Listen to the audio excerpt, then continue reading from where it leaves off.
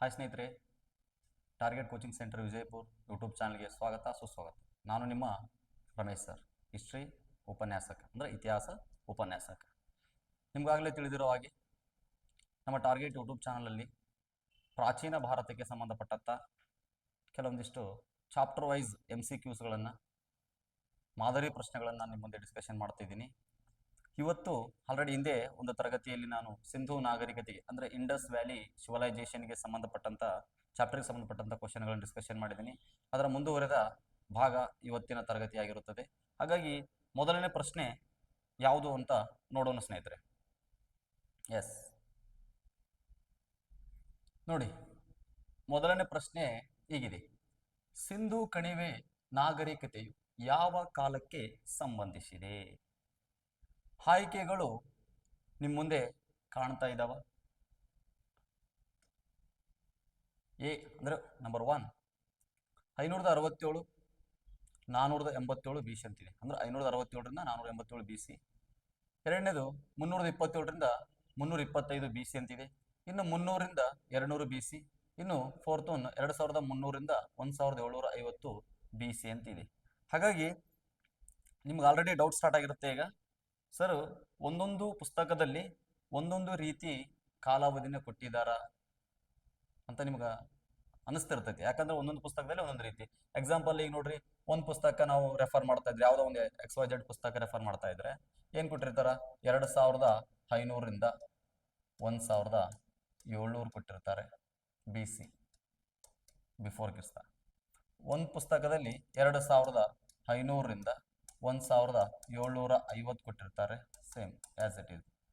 ಇನ್ನು ಒಂದೊಂದು ಪುಸ್ತಕದಲ್ಲಿ 2300ರಿಂದ 1750 ಕೊಟ್ಟಿರ್ತಾರೆ, 1750 ಕೊಟ್ಟಿರ್ತಾರೆ. ಮತ್ತೆ ಅಷ್ಟೇ ಅಲ್ಲ, ಕೆಲವೊಂದಿಷ್ಟು ಪುಸ್ತಕದಲ್ಲಿ 3500ರಿಂದ 2500 ಕೂಡ ಕೊಟ್ಟಿರ್ತಾರೆ ಸ್ನೇಹಿತರೆ. 2500 ಪುಸ್ತಕದಲ್ಲಿ ಇದು ತುಂಬ ಕಡಿಮೆ ಇದೆ, ಇದು ತುಂಬ ಕಡಿಮೆ. ಬಟ್ ನಮ್ಗೆ ನಿಯರ್ ಸಿಗ್ತಕ್ಕಂಥ ಇಯರ್ಗಳು ಯಾವಂದ್ರಿಗಿನ ಈ 3 ಅಂತ ಸಿಗ್ತವೆ. ಬಟ್ ಕೆಲವೊಂದು ಇತಿಹಾಸಕಾರರು ಅಭಿಪ್ರಾಯ ಪಟ್ಟಾರೆ. ಎಕ್ಸಾಂಪಲ್ 2500ರಿಂದ 1700 ಕಾಲಾವಧಿಯಲ್ಲಿ ಸಿಂಧೂ ನಾಗರಿಕತೆ ಬೆಳೆದಿತ್ತು ಅನ್ನೋದು ಯಾರ ಅಭಿಪ್ರಾಯಪ್ಪ ಅಂತಂದ್ರಿಗಿನ ಈ ಮಾರ್ಟಿಮರ್ ವಿಲ್ಲರ್ ಅವರ ಅಭಿಪ್ರಾಯ ಇದೆ. ಮಾರ್ಟಿಮರ್ ವಿಲ್ಲರ್ ಅವರ ಅಭಿಪ್ರಾಯ. ಹಾಗಾದ್ರೆ 2300ರಿಂದ 1750 ಈ ಕಾಲಾವಧಿ ಅನ್ನೋದು ಈ DP ಅಗರ್ವಾಲ್ ಅವರ ಅಭಿಪ್ರಾಯ. DP ಅಗರ್ವಾಲ್ ಅವರ ಅಭಿಪ್ರಾಯ. ಇನ್ನು ಈ ನಮ್ಮ ಸಿಂಧೂ ನಾಗರಿಕತೆಗೆ ಕೆಲವೊಂದಿಷ್ಟು ವಿಷಯಗಳನ್ನು ನಾವು ಚರ್ಚೆ ಮಾಡೋಣ. ಅಂದರೆ ವಿಶೇಷವಾಗಿರ್ತಕ್ಕಂಥ ಪಾಯಿಂಟ್ಗಳನ್ನು ತಿಳ್ಕೊಳ್ಳೋಕೆ ಟ್ರೈ ಮಾಡೋಣ. ನೋಡಿ, ನಿಮಗೆಲ್ಲ ಗೊತ್ತಿದೆ, ಒಂದೊಂದು ಬಾರಿ ಅಗದಿ ಸಿಂಪಲ್ ಪ್ರಶ್ನೆ ಕೇಳ್ತಿರ್ತಾರೆ. ಭಾರತದ ಮೊದಲ ನಾಗರಿಕತೆ ಯಾವುದು? ಭಾರತದ ಮೊದಲ ನಾಗರಿಕತೆ ಯಾವುದು ಅಂತ ಕೇಳಿದ್ರೆ ನಾವೇನು ಮಾಡ್ತೀವಿ? ಫಸ್ಟಿಗೆ ಎಲ್ಲಿವರೆಗೂ ಆರ್ಯರ ನಾಗರಿಕತೆ ಅಂತ ಕರಿತಿದ್ದೀವಿ. ನೋಡ್ರಿ, ಈಗ ಹಾಕ್ಬಾರ್ದು ಆನ್ಸರ್, ಈಗ ಬೇರೆ ಆಗುತ್ತೆ. ಎಲ್ಲಿವರೆಗೂ ಆರ್ಯರ ನಾಗರಿಕತೆ? 1921ರವರೆಗೂ ನಾವೇನು ತಿಳ್ಕೊಂಡಿದ್ದೀವಿ?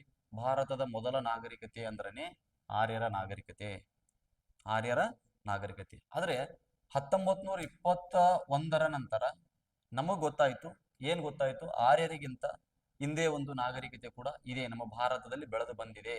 ಆರ್ಯರಿಗಿಂತನೇ ಮೊದಲು ಒಂದು ನಾಗರಿಕತೆ ಇದೆ ಅನ್ನೋದು ದೃಢಪಡಿತು. ಅದೇ ಯಾವುದು? ಸಿಂಧೂ ನಾಗರಿಕತೆ. ಯಾವುದ್ರಿ? ಸಿಂಧೂ ನಾಗರಿಕತೆ. ಸಿಂಧೂ ನಾಗರಿಕತೆ ನೋಡ್ರಿ, ಸಿಂಧೂ ನಾಗರಿಕತೆ ಇದು ಯಾವ ರೀತಿ ಹೊರಬಿತ್ತು ಅನ್ನೋದು ನಿಮಗೆ ಗೊತ್ತಿರಬೇಕು. ಎಕ್ಸ್ಕಾವೇಷನಲ್ಲಿ ನೀವು ಚೆನ್ನಾಗಿ ಸ್ಟಡಿ ಮಾಡಿರ್ತಾರೆ, ಕೋಚಿಂಗ್ ಹೋಗಿದ್ರೆ ಅಲ್ಲಿ ಎಕ್ಸ್ಕಾವೇಷನಲ್ಲಿ ಹೇಳಿರ್ತಾರೆ ನಿಮಗೆ. ಆದರೆ ನಾನು ಇಂಪಾರ್ಟೆಂಟ್ ಬಿಟ್ಸ್ಗಳನ್ನು ನಿಮ್ಗೆ ಹೇಳಲಿಕ್ಕೆ ಪ್ರಯತ್ನ ಪಡ್ತೀನಿ. ನೋಡ್ರಿ, 1921ನಲ್ಲಿ ಏನಾಗುತ್ತೆ ಅಂತಂದರೆ, ಈ ಅದಕ್ಕಿಂತ ಬಿಫೋರ್ ನೋಡೋದಾದರೆ 1904ರಲ್ಲಿ ಈ ಆರ್ಕೋಲಾಜಿಕಲ್ ಸರ್ವೆ ಆಫ್ ಇಂಡಿಯಾ ಇದರ ಚೇರ್ಮನ್ ಆಗಿರ್ತಕ್ಕಂಥ ಜಾನ್ ಮಾರ್ಷಲ್ ತುಂಬ ಸ್ವಲ್ಪ ಚೆನ್ನಾಗಿ ನೆನಪಿಡ್ರಪ್ಪ.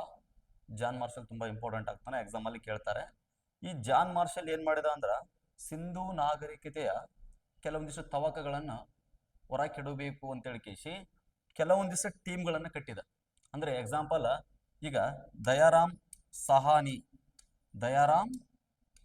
ಸಹಾನಿ ಅವರಿಗೆ ಒಂದು ಟೀಮ್ಗೆ ಹೆಡ್ ಮಾಡಿ ಇವರಿಗೆ ಒಂದು ಟೀಮ್ನ ಕಟ್ಟಿದ. ಮತ್ತೊಂದು ಹಾರ್ಡಿ ಬ್ಯಾನರ್ಜಿ ನೋಡ್ರಿ, ಟೋಟಲ್ ಆಗಿ ಒಂದು ಟೀಮ್ನ ಕಟ್ಕೊಂಡು ಆತ ಏನ್ ಮಾಡಿದ ಅಂದ್ರಿಗಿನ ಸಿಂಧೂ ನಾಗರಿಕತೆಗೆ ಸಂಬಂಧಪಟ್ಟಂತ ಕೆಲವೊಂದಿಷ್ಟು ಪುರಾವಸ್ತುಗಳನ್ನ, ಕೆಲವೊಂದಿಷ್ಟು ದಾಖಲೆಗಳನ್ನ ಅವರು ಹೊರಹಾಕ್ಲಿಕ್ಕೆ ಮುಂದಾದರು. ಅದರಲ್ಲಿ ಫಸ್ಟ್ 1921ರಲ್ಲಿ 1921ನಲ್ಲಿ ದಯಾರಾಮ್ ಸಹಾನಿ ಅವರು ಹರಪ್ಪ ನಗರವನ್ನು ಏನ್ ಮಾಡಿದ್ರು, ಪತ್ತೆ ಹಚ್ಚಿದ್ರು. ನೋಡ್ರಿ, ಹರಪ್ಪ ನಗರವನ್ನು ಏನ್ ಮಾಡಿದ್ರು, ಪತ್ತೆ ಹಚ್ಚಿದ್ರು. ಹಾಗಾಗಿ ಸಿಂಧೂ ನಾಗರಿಕತೆಯನ್ನು ಕೂಡ ನಾವು ಹರಪ್ಪ ಸಂಸ್ಕೃತಿ ಎಂದು ಕೂಡ ಕರಿತೀವಿ. ಯಾಕಂದ್ರೆ ಸಿಂಧೂ ನಾಗರಿಕತೆಯಲ್ಲಿ ಫಸ್ಟ್ ಟೈಪ್ಸ್ ಆಫ್ ಸೈಟ್ ಅಂದ್ರೆ ಹೊರಬಿದ್ದಿರ್ತಕ್ಕಂಥ ಮೊದಲ ಒಂದು ನಿವೇಶನ, ಸಿಂಧೂ ನಾಗರಿಕತೆಗೆ ಸಂಬಂಧಪಟ್ಟಂತ ಒಂದು ಯಾವ್ದಾದ್ರು ಸ್ಥಳ ಸಿಕ್ಕಿದ್ರೆ ಮೊದಲ ಸ್ಥಳ ಯಾವುದು ಅಂದ್ರಿಗಿನ ಅದು ಹರಪ್ಪ. ಹಾಗಾಗಿ ಇದು ಈ ಒಂದು ಟೈಪ್ ಸೈಟ್ ಆಗಿ ಏನಾಗೈತಿ, ಇದು ಗುರ್ಸ್ಕೊಂಡೈತಿ. ಟೈಪ್ ಸೈಟ್ ಆಗಿ ಏನಾಗೈತೆ, ಗುರ್ಸ್ಕೊಂಡೈತೆ. ಹಾಗಾಗಿ ಸಿಂಧೂ ನಾಗರಿಕತೆಯನ್ನು ಹರಪ್ಪ ಸಂಸ್ಕೃತಿ ಎಂದು ಕರೆಯಲು ಕಾರಣ ಏನು ಅಂತ ಎಕ್ಸಾಮ್ ಅಲ್ಲಿ ಕೇಳಿದ್ರೆ ಸಿಂಧೂ ನಾಗರಿಕತೆಯಲ್ಲಿ ಸಿಕ್ಕಿರ್ತಕ್ಕಂಥ ಮೊದಲ ನಿವೇಶನ ಅಂತ ಹೇಳಿದ್ರೆ ಸಾಕು ಆನ್ಸರ್. ಇಷ್ಟು ಸಾಕಿಷ್ಟು ಅರ್ಥ ಆಯ್ತಾ, ಇದು ಗೊತ್ತಿರಬೇಕು, ಇಷ್ಟು ಗೊತ್ತಿದ್ರೆ ಸಾಕು. ಬಟ್ ಕೆಲವೊಂದಿಷ್ಟು ದೇಶಗಳು ನಮ್ಮ ದೇಶವನ್ನು ಆಡ್ಕೊತಿದ್ರು, ಅಂದ್ರ ಗೇಲಿ ಮಾಡ್ತಿದ್ರು. ಯಾಕಂದ್ರ ಒಂದು ನಾಗರಿಕತೆ ಇಲ್ಲದ ದೇಶ ಅದು ಭಾರತ ಅಂದ್ರೇನೆ ಒಂದು ನಾಗರಿಕತೆಯನ್ನು ಬೆಳೆದಿಲ್ಲ. ಯಾಕಂದ್ರೆ ಆರ್ಯರು ಕೂಡ ವಿದೇಶಿಗರು ಅಂತ ವಾದ ಇದೆ. ಹಾಗಾಗಿ ಆವಾಗ ಯಾವಾಗ ಈ ಸಿಂಧೂ ನಾಗರಿಕತೆ ಹೊರಬಿತ್ತು ನೋಡ್ರಿ, ಅವರು ಗಪ್ಪನ ಬಾಯಿ ಮುಚ್ಕೊಳಂಗ ಆಯ್ತು ನೋಡ್ರಿ. ಯಾಕೆ ಹೇಳ್ರಿ, ಅವ್ರು ಏನು ಗೇಲಿ ಮಾಡ್ತಿದ್ರಲ್ಲ ಅದು ಅವ್ರಿಗೆ ಏನಾಯ್ತು, ರಿವರ್ಸ್ ಉಲ್ಟಾ ಆಯ್ತು. ಯಾಕಂದ್ರೆ ಅವ್ರು ಹೇಳ್ತಾ ಇದ್ರು ಒಂದು ನಾಗರಿಕತೆ ಇಲ್ಲ ಅಂತ ಹೇಳ್ತಾ ಇದ್ರು. ಬಟ್ ಸಿಂಧೂ ನಾಗರಿಕತೆ ಪ್ರಪಂಚದಲ್ಲಿಯೇ ವಿಶಿಷ್ಟ ಲಕ್ಷಣ ಹೊಂದಿರತಕ್ಕಂಥ ನಾಗರಿಕತೆಯಾಗಿ ಹೊರಬಿತ್ತು ಸ್ನೇಹಿತರೆ. ಅರ್ಥ ಆಯ್ತಾ, ಇದು ನಿಮಗೆ ಗೊತ್ತಿರಬೇಕು. ಹಾಗಾದ್ರೆ ಈ ಕಾಲಾವಧಿಯನ್ನು ಯಾವ ಆಧಾರದ ಮೇಲೆ ಗುರುತಿಸ್ತಾರಪ್ಪ ಅಂತಂದ್ರೆ, ಆಕ್ಚುಲಿ ಈಗ ಸಿಂಧೂ ನಾಗರಿಕತೆಗೆ ಬೇರೆ ಬೇರೆ ಹೆಸರಿದಾವೆ ಸ್ನೇಹಿತರೆ, ಬೇರೆ ಬೇರೆ ಹೆಸರಿದಾವೆ. ಎಕ್ಸಾಂಪಲ್ ನೋಡ್ರಿ, ಈಗ 1 ಸೆಕೆಂಡ್. ಸಿಂಧೂ ನಾಗರಿಕತೆಗೆ ಡಿಫ್ರೆಂಟ್ ನೇಮ್ ಇದಾವ. ಎಕ್ಸಾಂಪಲ್ ಈಗ ಏನ್ ಕರಿತೀವಿ, ಕಂಚಿನ ನಾಗರಿಕತೆ ಅಂತ ಕರಿತೀವಿ, ಕಂಚಿನ ನಾಗರಿಕತೆ ಅಂತ ಕರಿತೀವಿ. ಹೌದಾ, ಕಂಚಿನ ನಾಗರಿಕತೆ. ನೆಕ್ಸ್ಟ್ ಇತಿಹಾಸ ಚಾರಿತ್ರಿಕ ಕಾಲ ಅಂತ ಕರಿತೀವಿ, ಚಾರಿತ್ರಿಕ ಕಾಲ ಅಂತ ಕರಿತೀವಿ. ಇನ್ನು ಮತ್ತೆ ದ್ರಾವಿಡಿಯನ್ ನಾಗರಿಕತೆ ಅಂತ ದ್ರಾವಿಡಿಯನ್ ನಾಗರಿಕತೆ ನೋಡಿ, ದ್ರಾವಿಡಿಯನ್ ನಾಗರಿಕತೆ ಅಂತಲೂ ಕರಿತೀವಿ. ಅಷ್ಟೇ ಅಲ್ಲ, ಹರಪ್ಪ ನಾಗರಿಕತೆ ಅಂತಲೂ ಕರಿತೀವಿ. ಈಗ ಜಸ್ಟ್ ತಾನು ಹೇಳಿದೆ ನಾನು, ಹರಪ್ಪ ನಾಗರಿಕತೆ ಅಂತಲೂ ಕರಿತೀವಿ, ಹರಪ್ಪ ನಾಗರಿಕತೆ ಅಂತಲೂ ಕೂಡ ನಾವು ಕರಿತೀವಿ. ಎಕ್ಸಾಂಪಲ್ ನೋಡ್ರಿ, ಕಂಚಿನ ನಾಗರಿಕತೆ ಅಂತ ಕರೆಯಲು ಕಾರಣ ಏನಂದ್ರೆ ಸಿಂಧೂ ನಾಗರಿಕತೆ ಜನರು ಪ್ರಾರಂಭದಲ್ಲಿ ಹೆಚ್ಚಾಗಿ ಕಂಚನ್ನು ಬಳಸಿದ್ರು, ಬ್ರೋಂಜ್ ಏನ್ ಮಾಡಿದ್ರು, ಬಳಕೆ ಮಾಡಿದ್ರು. ಬ್ರೋಂಜ್ ಏನ್ ಮಾಡಿದ್ರು, ಹೆಚ್ಚಾಗಿ ಇವರು ಬಳಕೆ ಮಾಡಿದ್ರು. ಹಾಗಾಗಿ ಇದು ಕಂಚಿನ ನಾಗರಿಕತೆ ಅಂತ ಕರೆಯಲ್ಪಟ್ಟಿದೆ. ಹಾಗಾದ್ರೆ ಇತಿಹಾಸ ಚಾರಿತ್ರಿಕ ಕಾಲ ಅಂತ ಯಾಕೆ ಕರಿತಾರ ನೋಡ್ರಿ, ಅಂದ್ರೆ proto historic age, proto historic age ಅಂತ ಯಾಕೆ ಕರೀತಾರೆ ಅಂತಂದ್ರೆ, ಇದು ಇತಿಹಾಸ ಪೂರ್ವ ಕಾಲಕ್ಕೆ ಮತ್ತು ಇತಿಹಾಸ ಸಮೀಪ ಕಾಲಕ್ಕೆ ಸಂಧಿಯಾಗಿ ನಿಂತ್ಕೊಂಡೈತ್ರಿ. ಅಂದ್ರೆ ಸ್ಕ್ರಿಪ್ಟ್ ಈಸ್ ಅವೈಲೇಬಲ್, ಅಂದ್ರೆ ಇಲ್ಲಿ ಲಿಖಿತ ರೂಪದಲ್ಲಿ ಕೆಲವೊಂದಿಷ್ಟು ಕಂಡು ಬರುತ್ತಿದಾವ. ಲಿಖಿತ ಅಂದ್ರೆ ಲಿಪಿಗಳು ಸಿಕ್ಕಿದಾವ, ಲಿಪಿಗಳು ಏನಿದಾವ, ಸ್ಕ್ರಿಪ್ಟ್ ಏನೈತೆ ಅವೈಲೇಬಲ್ ಐತೆ, ಬಟ್ ಅದನ್ನ ಅರ್ಥ ಮಾಡ್ಕೊಳ್ಳಕ್ಕೆ ಆಗಿಲ್ಲ. ಅಂದ್ರೆ ಸಿಂಧೂ ನಾಗರಿಕತೆ ಲಿಪಿ ಯಾವುದು ಅಂತ ಕೂಡ ನಾವೇನ್ ಮಾಡಿಲ್ಲ, ಗುರುತಿಸ್ಲಿಕ್ಕೆ ಸಾಧ್ಯ ಆಗಿಲ್ಲ ಸ್ನೇಹಿತರೆ. ಯಾಕಂದ್ರ ನಾವು ಸಿಂಧೂ ನಾಗರಿಕತೆ ಲಿಪಿ ಅಂದ್ರೇನೆ ಚಿತ್ರಲಿಪಿ ಅಂತ ಕರಿತೀವಿ, ಅಥವಾ ಸರ್ಪ ಲಿಪಿ ಅಂತ ಕರಿತೀವಿ, ಅಥವಾ ಬಾಸ್ಟ್ರೋಫೆಡನ್ ಲಿಪಿ ಅಂತ ಕರಿತೀವಿ. ಯಾಕಂದ್ರೆ ಚಿತ್ರದ ಮೂಲಕ ಏನ್ ಮಾಡ್ಯಾರವರು ತಮ್ಮ ಲಿಪಿಗಳನ್ನು ಕೊಟ್ಟಿದ್ದಾರೆ. ಅದಕ್ಕೆ ಇದು ಎಲ್ಲಿ ಮಿಸ್ಟ್ರಿ ಆಗಿ ಏನಾಗಿತ್ತಿರೋದು ಉಳಿದತ್ತ. ಸಿಂಧೂ ನಾಗರಿಕತೆ ಲಿಪಿಯನ್ನು ಇವತ್ತಿಗೂ ಕೂಡ ಯಾರು ಅರ್ಥ ಮಾಡ್ಕೊಳ್ಳಕ್ಕೆ ಆಗಿಲ್ಲ, ಅವರ ಭಾಷೆ ಯಾವುದು ಅಂತ ಕೂಡ ಗೊತ್ತಿಲ್ಲ. ಅರ್ಥ ಆಯ್ತಾ? ಹಾಗಾಗಿ ಇದು ಇತಿಹಾಸ ಚಾರಿತ್ರಿಕ ಕಾಲ ಅಂತ ಕರಿತಿದ್ರು, ರೈಟ್? ಹಾಗಾದ್ರೆ ದ್ರಾವಿಡಿಯನ್ ನಾಗರಿಕತೆ ಅಂತ ಯಾಕೆ ಕರೆದ್ರು, ಅಂದ್ರಿಗಿನ ಯಾವಾಗ ಆರ್ಯರು ಸಿಂಧೂ ಜನರನ್ನ ಸೋಲಿಸಿದ್ರು, ಆ ಸಿಂಧೂ ಜನರು ದಕ್ಷಿಣ ಭಾರತಕ್ಕೆ ಬಂದು ನೆಲೆ ನಿಂತರು. ಆ ದಕ್ಷಿಣ ಭಾರತಕ್ಕೆ ಬಂದು ನೆಲೆ ನಿಂತು ಅಲ್ಲಿನ ದ್ರಾವಿಡಿಯನ್ ಕಲ್ಚರ್ ಅಂದ್ರೆ ಸಂಸ್ಕೃತಿಯನ್ನ ಕಲಿತರು. ಹಾಗಾಗಿ ಸಿಂಧೂ ನಾಗರಿಕತೆ ಜನರಿಗೆ ದ್ರಾವಿಡಿಯನ್ ನಾಗರಿಕತೆ ಅಂತಾನು ಕರೀತಾರೆ. ಅಂದ್ರೆ different name of Indus valley civilisation, right. ಹಾಗಾಗಿ ಇದು ನಿಮಗೆ ಗೊತ್ತಿರಬೇಕು. ಇನ್ನು ಕಾಲಾವಧಿ, ನಾವು ಮೇನ್ ಇಂಪಾರ್ಟೆಂಟ್ ಕ್ವಶನ್ ನೋಡ್ತಾ ಇದೀವಿ, ಹೌದಿಲ್ಲ? ಕ್ವಶನ್ಗೆ ಈ ಆನ್ಸರ್ ಅಂತ ಆಗಿದೆ. ಯಾವುದು ಸರಿಯಾದ ಆನ್ಸರ್ ಯಾವ್ದು ಇದ್ರಾಗ? 2300 to 1750. ಹಾಗಾದ್ರೆ ಇದನ್ನ ಯಾವ ಆಧಾರದ ಮೇಲೆ ಗುರುತಿಸ್ತಾರಪ್ಪ ಅಂತಂದ್ರ ಕಾರ್ಬನ್ ಡೇಟಿಂಗ್ ಅಂತ ಬರುತ್ತೆ. Carbon dating C14 ನೆನ್ಪಿಟ್ಕೋರಿ. C14 ಇದನ್ನ ಅಮೆರಿಕದ ಒಬ್ಬ ವಿಜ್ಞಾನಿ ಲಿಬ್ಬಿ ಅನ್ನೋರು ಏನ್ ಮಾಡ್ಯಾರಪ್ಪ ಅಂದ್ರ ಕಂಡುಹಿಡಿದಾರೆ. ಇದರ ಆಧಾರದ ಮೇಲೆ ಏನ್ ಮಾಡಪ್ಪ ಅಂದ್ರೆ ಪಳೆಯುಳಿಕೆಗಳ ವಸ್ತುಗಳ ಒಂದು ವಯಸ್ಸನ್ನ ಏನ್ ಮಾಡ್ತಾರ್ರಿ, ಅಂದ್ರೆ ವಸ್ತುಗಳ ವಯಸ್ಸನ್ನ ಏನ್ ಮಾಡ್ತಾರೆ, ಒಂದು ರಫ್ ಎಸ್ಟಿಮೇಟ್ ಮಾಡ್ತಾರ ಅಂತ ಗೊತ್ತಿರ್ಬೇಕು. ಆ ರಫ್ ಎಸ್ಟಿಮೇಟ್ ಪ್ರಕಾರ ಸಿಂಧೂ ನಾಗರಿಕತೆಯು ಯಾವ ಕಾಲಕ್ಕೆ ಸೇರಿದ್ದು ಅಂತ ನೋಡೋದಾದ್ರೆ, ನಾ ಹೇಳಿದಲ್ಲ ಆಲ್ರೆಡಿ 3 ಕೊಟ್ಟಿದ್ದೀನಿ ನಿಮ್ಗೆ, 2500 to 1700. ಇನ್ನು ಇನ್ನೊಂದಿದೆ ಆಲ್ರೆಡಿ 2300 to 1750 ಅಂತ ಹೇಳಿ. ಇನ್ನೊಂದಿದೆ 2500 to 1750. ಇದು ನಿಮಗೆ ಗೊತ್ತಿರ್ಬೇಕು ಸ್ನೇಹಿತರೆ. ಒಟ್ಟಿನಲ್ಲಿ C14 ನೆನ್ಪಿಟ್ಕೋರಿ. ಅದರ ಆಧಾರದ ಮೇಲೆ ಏನ್ ಮಾಡ್ತಾರೆ, ಈ ಒಂದು ರಫ್ ಎಸ್ಟಿಮೇಟ್ ಮಾಡಲಾಗ್ತಂತ ಗೊತ್ತಿರ್ಬೇಕು. ಹಾಗಾದ್ರೆ ನಾವು ಮುಂದಿನ ಪ್ರಶ್ನೆ ಹೋಗೋಣ. ಮುಂದಿನ ಪ್ರಶ್ನೆ, ದ ಹರಪ್ಪನ್ ಸಿವಿಲೈಸೇಷನ್ ಕೃತಿಯ ಕರ್ತೃ ಯಾರು ಅಂತಿದೆ. ಆನ್ಸರ್ ಬಂದ್ಬಿಟ್ಟು ಕ್ವಶನ್ಗೆ ಆಯ್ಕೆಗಳು ಬಂದ್ಬಿಟ್ಟು John Marshall, Mortimer Wheeler, William Jones and MS Vats ಇವರಿದ್ದಾರೆ ಸ್ನೇಹಿತರೆ. ಹಾಗಾದ್ರೆ ಇದರಲ್ಲಿ ಸರಿಯಾದಂತ ಆನ್ಸರ್ ಯಾವುದು ಅಂತಂದ್ರೆ ಇದಕ್ಕೆ ಮಾರ್ಟಿಮರ್ ವಿಲ್ಲರ್. ಆಲ್ರೆಡಿ ಗೊತ್ತಿದೆ. ಜಾನ್ ಮಾರ್ಷಲ್ ರವ್ರ ಬಗ್ಗೆ ಹೇಳ್ಬೇಕಾದ್ರೆ ನೀವು ಮಾಡರ್ನ್ ಹಿಸ್ಟ್ರಿಯಲ್ಲಿ ಓದ್ತೀರಿ. ಜಾನ್ ಮಾರ್ಷಲ್ ಅಲ್ಲ, ವಿಲಿಯಂ ಜೋನ್ಸ್ ಬಗ್ಗೆ ನೀವು ಮಾಡರ್ನ್ ಹಿಸ್ಟ್ರಿಯಲ್ಲಿ ಓದ್ತೀರಿ. ಇವರು ಈ ಒಂದು ಕಲ್ಕತ್ತಾದಲ್ಲಿ ದಿ ರಾಯಲ್ ಏಷ್ಯಾಟಿಕ್ ಸೊಸೈಟಿನ ಏನ್ ಮಾಡ್ಯಾರ್ರಿ, ಸ್ಥಾಪನೆ ಮಾಡಿದಾರ. ನೋಡ್ರಿ, ದಿ ರಾಯಲ್ ಏಷ್ಯಾಟಿಕ್ ಸೊಸೈಟಿನ ಯಾರು ಸ್ಥಾಪನೆ ಮಾಡ್ಯಾರ ಅಂತ ಕೇಳಿದ್ರೆ ನೀವು ಯಾರು ಹೇಳಬೇಕು? ದಿ ರಾಯಲ್ ಏಷ್ಯಾಟಿಕ್ ಸೊಸೈಟಿ ಇದನ್ನು ಸ್ಥಾಪನೆ ಮಾಡಿದವರು ಇವರು. ಹಾಗಾಗಿ ಈ ಆಯ್ಕೆಯಲ್ಲಿ ಇವರು ಸಂಬಂಧಿಸಿಲ್ಲ. ಹಾಗಾದ್ರೆ ಜಾನ್ ಮಾರ್ಷಲ್ ರವರು ಸಿಂಧೂ ನಾಗರಿಕತೆಯನ್ನು ಹರಪ್ಪ ಸಂಸ್ಕೃತಿ ಎಂದು ಕರೆದಿದ್ದಾರೆ. ನೋಡ್ರಿ, ಎಕ್ಸಾಮ್ ಅಲ್ಲಿ ಕೇಳ್ತಾರೆ, ನೆನ್ಪಿಟ್ಕೋರಿ. ಸಿಂಧೂ ನಾಗರಿಕತೆಯನ್ನು ಹರಪ್ಪ ಸಂಸ್ಕೃತಿ ಎಂದು ಕರೆದವರು ಯಾರಂದ್ರಿಗಿನ ಜಾನ್ ಮಾರ್ಷಲ್. ಇನ್ನು ಮಾರ್ಟಿಮರ್ ವಿಲ್ಲರ್ ಅವರು ದ ಹರಪ್ಪನ್ ಸಿವಿಲೈಸೇಷನ್, ಹರಪ್ಪ ನಾಗರಿಕತೆಯ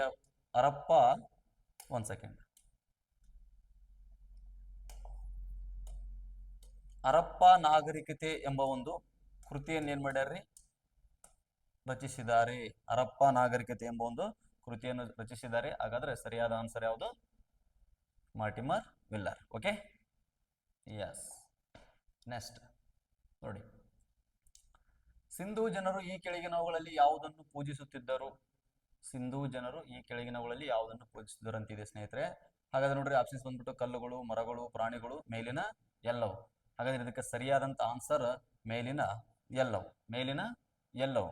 ನಾವು ಅನ್ಕೊಳ್ತೀವಿ ನಮಗೆ ಗೊತ್ತಿರೋ ಪ್ರಶ್ನೆ ಅಂದ್ರೆ ಒಂದು ಆನ್ಸರ್ ಏನಪ್ಪಾ ಅಂತಂದ್ರ ಮಾತೃ ದೇವತೆ, ಮದರ್ ಗಾಡೆಸ್, ಮಾತೃ ದೇವತೆ ಮತ್ತು ಪಶುಪತಿ, ಪ್ರೋಟೋ ಶಿವ ಅಂತ ಕರಿತೀವಿ, ಗೊತ್ತಾ?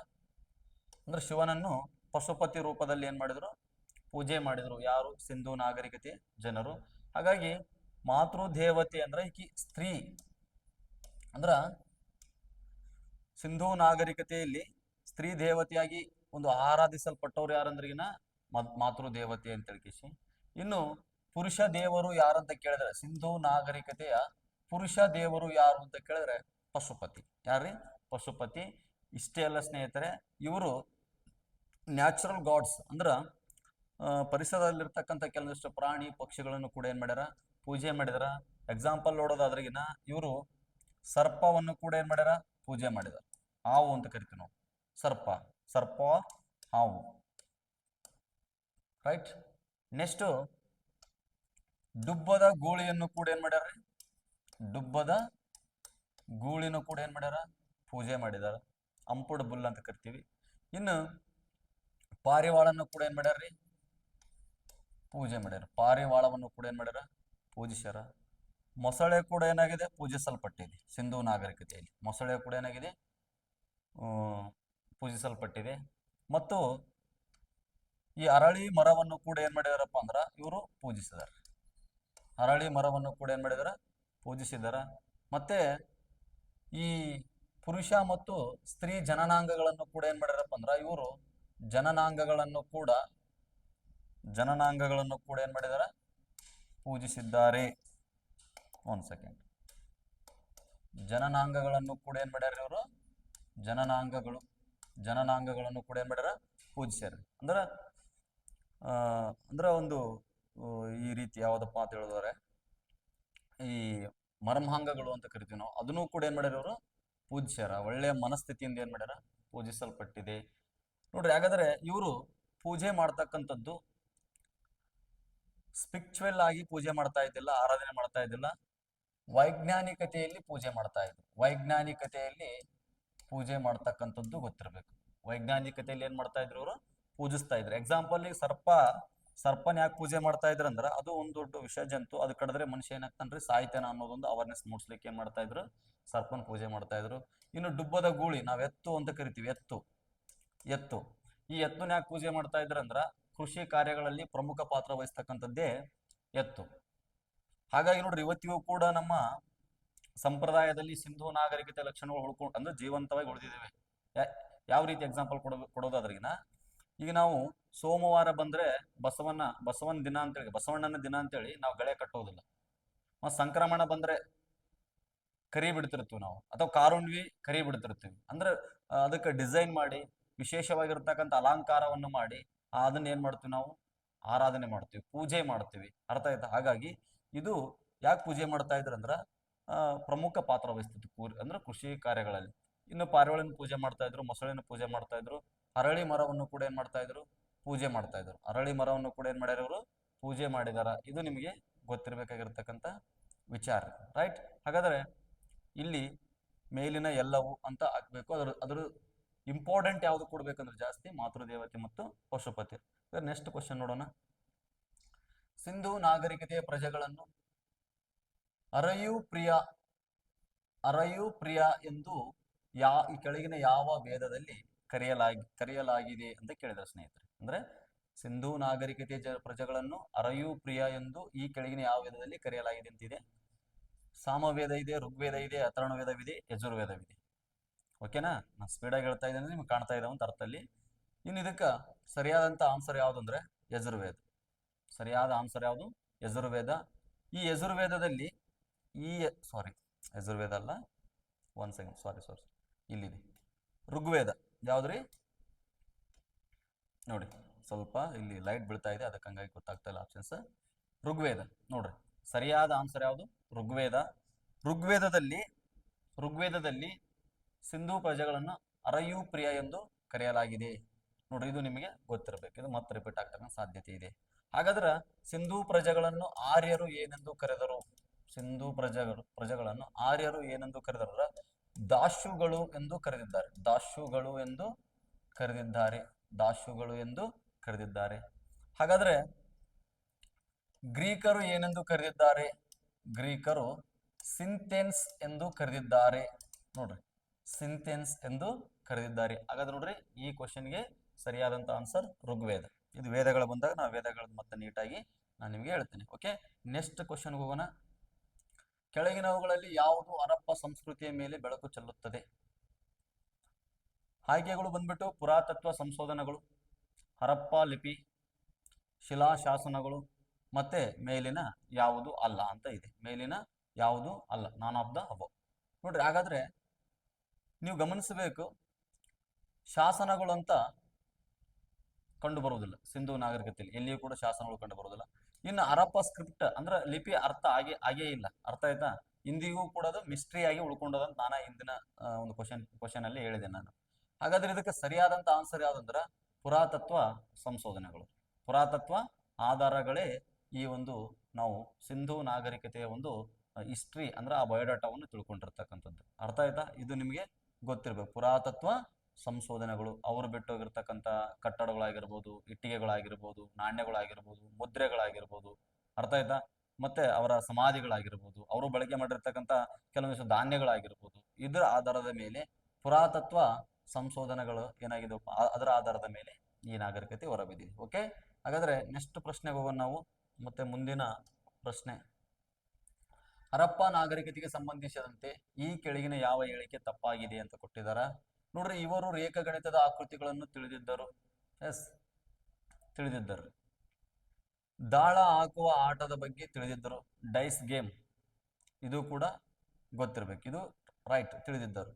ಕಾಲಿಬಂಗನ್ ಹಲವು ಕಟ್ಟಡಗಳನ್ನು ಮಣ್ಣಿನ ಇಟ್ಟಿಗೆಗಳಿಂದ ಕಟ್ಟಲಾಗಿದೆ. Yes, okay. ಹಾಗಾದ್ರೆ ನಾಲ್ಕನೇದು ಲೋಥಲ್ನಲ್ಲಿ ಸುಟ್ಟ ಇಟ್ಟಿಗೆಗಳನ್ನು ಬಳಸಿರಲಿಲ್ಲ. ನೋಡ್ರಿ, ಸಿಂಧೂ ನಾಗರಿಕತೆ ಅಂದ್ರೇನೆ ಪುಕ್ ಬ್ರಿಕ್ಸ್ ಅಂತ ಕರಿತೀವಿ. ಸುಟ್ಟ ಇಟ್ಟಿಗೆಗಳು ಏನಾಗಿದಾವಲ್ಲಿ ಜಾಸ್ತಿ ಬಳಕೆ ಆಗಿವೆ, ಸುಟ್ಟ ಇಟ್ಟಿಗೆಗಳು. ಹಾಗಾದ್ರೆ ಇದಕ್ಕ ಸರಿಯಾದ ಆನ್ಸರ್ ಯಾವ್ದಪ್ಪ ಅಂದ್ರ, ಯಾವ್ದು ತಪ್ಪಾಗಿದೆ ಅಂದ್ರಿಗಿನ ಡಿ ತಪ್ಪಾಗಿದೆ. ಇದ್ರ ಏನ್ ತಪ್ಪಾಗಿದೆ, ಯಾವ್ದು ತಪ್ಪಾಗಿದೆ? ಡಿ ತಪ್ಪಾಗಿದೆ. ಓಕೆ, ಹಾಗಾದ್ರೆ ನೋಡ್ರಿ, ದಾಳ ಹಾಕುವ ಆಟದ ಬಗ್ಗೆ ತಿಳಿದಿದ್ದರು. ಎಸ್, ನಿಮ್ಗೆಲ್ಲ ಡೈಸ್ ಗೇಮ್ ಗೊತ್ತಿರಬೇಕು. ಡೈಸ್ ಗೇಮ್, ಈ ಡೈಸ್ ಗೇಮ್ ಬಗ್ಗೆ ಗೊತ್ತಿರುತ್ತೆ. ಫೇಮಸ್ ಇತ್ತು ರೀ ಡೈಸ್ ಗೇಮ್, ಏನಿತ್ತಲ್ಲಿ ಫೇಮಸ್ ಇತ್ತು. ನೆಕ್ಸ್ಟ್ ಬೇರೆ ಬೇರೆ ಆಟಗಳನ್ನು ಕೂಡ ಆಡ್ತಾ ಇದ್ರು ಸಿಂಧೂ ನಾಗರಿಕ ಜನರು. ಅಲ್ಲಿ ಬೋಟ್ ಸ್ಪರ್ಧೆ ಇತ್ತು. ಬೋಟ್ ಅಂದ್ರೆ ಹಡಗು ಸ್ಪರ್ಧೆ ನಡೀತಾ ಇತ್ತು. ಮತ್ತೆ ಕಾಕ್ ಫೈಟಿಂಗ್ ಇತ್ತು, ಕೋಳಿ ಪಂದ್ಯ ಕೂಡ ಇತ್ತು. ಕೋಳಿ ಪಂದ್ಯ ಇವೆಲ್ಲ ಅಜುಮೆಂಟ್ಸ್ ನಲ್ಲಿ ಬರ್ತಾವ್ರಿ. ಇವು ವಿನೋದಾವಳಿಗಳು ಅಂತ ನಾವು ಕರಿತೀವಲ್ಲ. ಅಲ್ಲಿ ಸಿಂಧೂ ನಾಗರಿಕತೆ ಜನರು ಮನೋರಂಜನೆಗಾಗಿ ಹಡಗು ಸ್ಪರ್ಧೆ, ಮತ್ತೆ ಬುಲ್ ಫೈಟಿಂಗ್ ಅಂದ್ರೆ ಎತ್ತುಗಳ ಗೂಳಿ ಕಾಳಗ ಅಂತ ಕರಿತೀವಿ, ಗೂಳಿ ಕಾಳಗ, ಮತ್ತೆ ಕಾಕ್ ಫೈಟಿಂಗ್ ಅಂದ್ರೆ ಕೋಳಿ ಪಂದ್ಯ. ಇವತ್ತು ನಮ್ಮ ಕಡೆ ಈ ಬೇರೆ ಬೇರೆ ಕಡೆ ಬಹಳ ಫೇಮಸ್, ಅರ್ಥ ಆಯ್ತಾ? ಇನ್ನು ನಮ್ಮ ರಾಯಚೂರಾಗಾದ್ರೆ ರಾಯಚೂರು, ಈ ಕಡೆ ಯಾದಗಿರಿ, ಬಳ್ಳಾರಿ, ಈ ಕಡೆ ಉತ್ತರ ಕರ್ನಾಟಕದಲ್ಲಿ ಸಂಕ್ರಮಣ ಬಂದ್ರೆ ಸಾಕು ಲಕ್ಷಾನ್ಗಟ್ಲೆ ಏನ್ ಮಾಡ್ತಾರ್ರಿ, ಬೆಟ್ ಆಡ್ತಾರೆ. ನಿಮ್ಗೆಲ್ಲ ಗೊತ್ತಿರ್ಬೇಕು. ಹಾಗಾಗಿ ಈ ತರ ಎಲ್ಲ ಆಟ ಆಡ್ತಾ ಇದ್ರು. ಅದ್ರಾಗ ಡೈಸ್ ಗೇಮ್ ಏನಾಗಿತ್ತು, ಫೇಮಸ್ ಆಗಿತ್ತು ಅನ್ನೋದು ನಿಮ್ಗೆ ಗೊತ್ತಿರ್ಬೇಕು. ಡೈಸ್ ಅಂದ್ರೆ ಪಗಡೆ ಆಟ. ಯಾವ ಆಟ? ಪಗಡೆ ಅಂದ್ರೆ ಈ ಶಕುನಿ ನೆನ್ಪು ಮಾಡ್ಕೋಬೇಕು ನೀವು. ಪಗಡೆಯಲ್ಲಿ ಫೇಮಸ್ ಯಾರು? ಶಕುನಿ, ರೈಟ್. ಹಾಗಾದ್ರೆ ಮತ್ತ ಮುಂದಿನ ಪ್ರಶ್ನೆ ನೋಡೋಣ ಸ್ನೇಹಿತರೆ. ಸಿಂಧೂ ನಾಗರಿಕತೆಯಲ್ಲಿ ಇದು ಹೆಚ್ಚಾಗಿ ಚಿತ್ರಿಸಲ್ಪಟ್ಟ ಪ್ರಾಣಿ. ಸಿಂಧೂ ನಾಗರಿಕತೆಯಲ್ಲಿ ಇದು ಹೆಚ್ಚಾಗಿ ಚಿತ್ರಿಸಲ್ಪಟ್ಟಂತ ಪ್ರಾಣಿ ಆಗಿದೆ ಅಂತ ಕೇಳಿದಾರ. ಹಾಗಾದ್ರೆ ಇದಕ್ಕ ಸರಿಯಾದ ಆನ್ಸರ್ ಯಾವುದು ಅನ್ನೋದು ನೋಡೋಣ. ಫಸ್ಟ್ ಆಯ್ಕೆಗಳನ್ನು ನೋಡೋಣ. ಮೊದಲನೇ ಆಯ್ಕೆಯಲ್ಲಿ ಹುಲಿ ಇದೆ, ರೈನೋ ಇದೆ, ಆನೆ ಇದೆ, ಏಕಶೃಂಗಿ ಇದೆ. ಹಾಗಾದ್ರೆ ಇದಕ್ಕೆ ಸರಿಯಾದಂತ ಆನ್ಸರ್ ಏಕಶೃಂಗಿ. ಒಂದು ಕೊಂಬಿನ ಖಡ್ಗಮೃಗ ಅಂತ ಕರಿತೀವಿ. ಇದು ಹೆಚ್ಚಾಗಿ ಏನಾಗಿದೆಯಪ್ಪ ಅಂದ್ರೆಗಿನ ಸಿಂಧೂ ನಾಗರಿಕತೆಯಲ್ಲಿ ಏನಾಗಿದೆ, ಹೆಚ್ಚಾಗಿ ಚಿತ್ರಿಸಲ್ಪಟ್ಟಂತ ಪ್ರಾಣಿ ಇದು. ಹಾಗಾದ್ರೆ ನಿಮಗೆ ಮತ್ತೆ ಮುಂದೆ ಪ್ರಶ್ನೆ ಕೇಳ್ಬೋದು, ಹಾಗಾದ್ರೆ ಯಾವುದು ಚಿತ್ರಿಸಿಲ್ಲ ಅಂದ್ರೆ ಯಾವ ಪ್ರಾಣಿ ಅವರಿಗೆ ಗೊತ್ತಿಲ್ಲ ಅಂತಂದ್ರೆ, ಒಂದು ಕುದುರೆ ಗೊತ್ತಿಲ್ಲ, ಇನ್ನೊಂದು ಸಿಂಹ ಗೊತ್ತಿಲ್ಲ. ನೋಡ್ರಿ, ಇನ್ನೊಂದು ಏನ್ ಗೊತ್ತಿಲ್ಲ ಅವ್ರಿಗೆ? ಕುದುರೆ ಅನ್ನುವಂತ ಪ್ರಾಣಿ ಗೊತ್ತಿಲ್ಲ, ಸಿಂಹ ಗೊತ್ತಿಲ್ಲ, ಸಿಂಹದ ಬಗ್ಗೆ ಗೊತ್ತಿಲ್ಲ. ಇವು ಕೂಡ ಏನಾಗಲ್ಲ ಅಂದ್ರಿಗಿನ ಮುದ್ರೆಗಳ ಮೇಲೆ ಕಂಡು ಬರಲ್ಲ. ಮುದ್ರೆ, ಸೀಲ್ಸ್, ನಾವೇನು ಈ ಸೀಲ್ಸ್ ಏನಿದಾವಲ್ಲ, ಮುದ್ರೆಗಳೇನಿದಾವಲ್ಲ, ಆ ಮುದ್ರೆ ಮೇಲೆ ಕಂಡು ಬರದ ಪ್ರಾಣಿ ಅಂದ್ರೆ ಯಾವ? ಕುದುರೆ, ಸಿಂಹ. ಹಾಗಾದ್ರೆ ಪಶುಪತಿ ಚಿತ್ರ ಕೂಡ ಕಂಡು ಬಂದಿದ್ರಿ. ಎಲ್ಲಿ ಕಂಡು ಬಂದಂತ ಕೇಳ್ತಾರ, ವೆರಿ ಇಂಪಾರ್ಟೆಂಟ್. ಎಲ್ಲಿಪ್ಪ ಅಂತಂದ್ರಿಗಿನ ಮೆಹೆಂಜೋದಾರದಲ್ಲಿ ಏನಾಗಿದೆ, ಈ ಪಶುಪತಿ ಚಿತ್ರ ಕಂಡು ಬಂದಿದೆ. ಮೆಹೆಂಜೋದಾರದಲ್ಲಿ ಏನಾಗಿದೆ, ಪಶುಪತಿ ಚಿತ್ರ ಕಂಡು ಬಂದಿದೆ. ಹಾಗಾದ್ರೆ ಆ ಪಶುಪತಿ ಆ ಚಿತ್ರದ ಸುತ್ತ ಅಂದ್ರೆ ಆ ಮೂರ್ತಿಯ ಸುತ್ತ ಕೆಲವೊಂದಿಷ್ಟು ಪ್ರಾಣಿಗಳು ಕೂಡ ಏನಾಗ್ಯಾವ್ರಿ, ಕಂಡು ಬಂದವ. ಎಕ್ಸಾಂಪಲ್ ನೋಡ್ರಿ,